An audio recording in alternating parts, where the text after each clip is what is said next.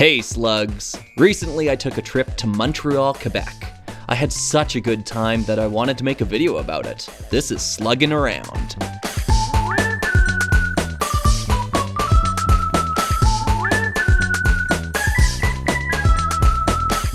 Our trip began, as many trips do, in the airport. It had been over a decade since I last flew in a plane, so I'll admit I was a little nervous about the whole thing. Once we got going though, I settled in.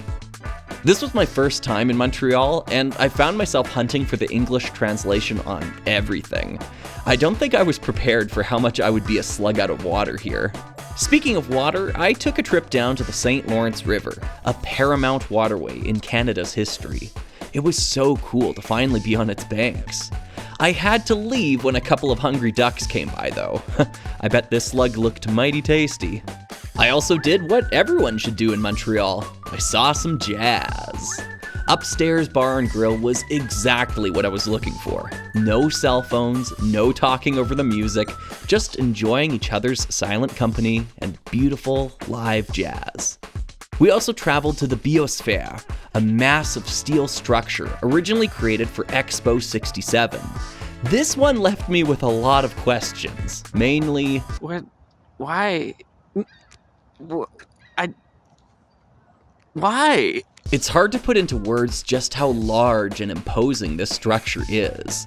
Exploring it really did feel like I'd been transported into a 1970s science fiction film. The gritty, overgrown, brutalism aesthetic was peak Logan's Run. We didn't get a chance to visit Habitat 67, but it's on my list for next time. I'm a big fan of weird architecture. The main reason we traveled to Montreal was to view the eclipse, so we journeyed out to Lennoxville to position ourselves right in the path of totality. Bishop's University was a gathering point for many, and we spent the afternoon out on the turf of the football field. The glasses I was given were a little big, so we made a smaller pair for Slugger. Thankfully, the weather cooperated, and even though there was a predicted 80% chance of clouds for this day back when we booked our flights, we lucked out and got a clear blue sky. What followed was truly otherworldly. The sky slowly began to darken, and we instinctively put on our coats again as the temperature dipped. Shadows were warping and becoming distorted. Animals and people alike were becoming erratic. As the totality finally overtook us, the group euphoria was palpable. The photos and videos I have here simply don't do that experience justice. Honestly, neither do my words. They should have sent a poet. It was unreal. Like Dr. Soren, who spent his life trying to return to the Nexus in Star Trek Generations, I find myself often thinking about how I could one day return to those precious moments in Lennoxville.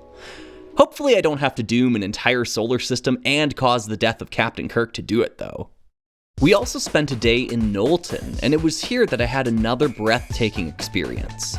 As I meandered around the town and admired some of the older buildings, I was drawn to a couple of artillery pieces I recognized from the World Wars. The World War I era piece was especially intriguing, as there just aren't as many of those still kicking around these days. Anyways, as I was leaving the park, I noticed a sign that mentioned a Fokker D7. I knew exactly what that was and started poking my head around trying to find it. I stumbled into a museum that was thankfully open, and they gave me several materials on the exhibit and permission to enter the large barn-like structure nearby. I entered, and there it was. A 106-year-old Fokker D7 biplane, one of the only ones left in the world with its original fabric intact.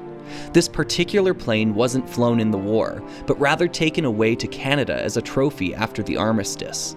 Here's the full story if you're interested in reading it. I loved studying history, especially World War I history as a kid, so stumbling upon this aircraft in person that I'd only ever previously gawked at in old books was truly serendipitous. Obviously, media loves the good guys, bad guys narrative of the Second World War, but I personally find a lot of fascination in the new tech, old tactics nature of the First World War. Some of this stuff is just wild. Also, I can't overstate how much good food I ate in Montreal. On 2 separate occasions, I ordered a meal ate it, and then immediately ordered the same meal again because it was so good. After I stuffed myself silly the first time though, I learned that I should just take it to go.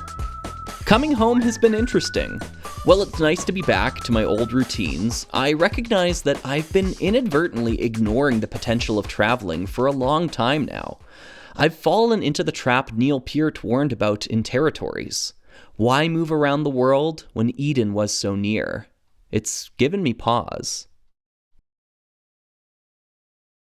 Anyways, thanks for slugging around with me. I'll probably talk about something else next time. Who knows? Who cares? See you later, slugs.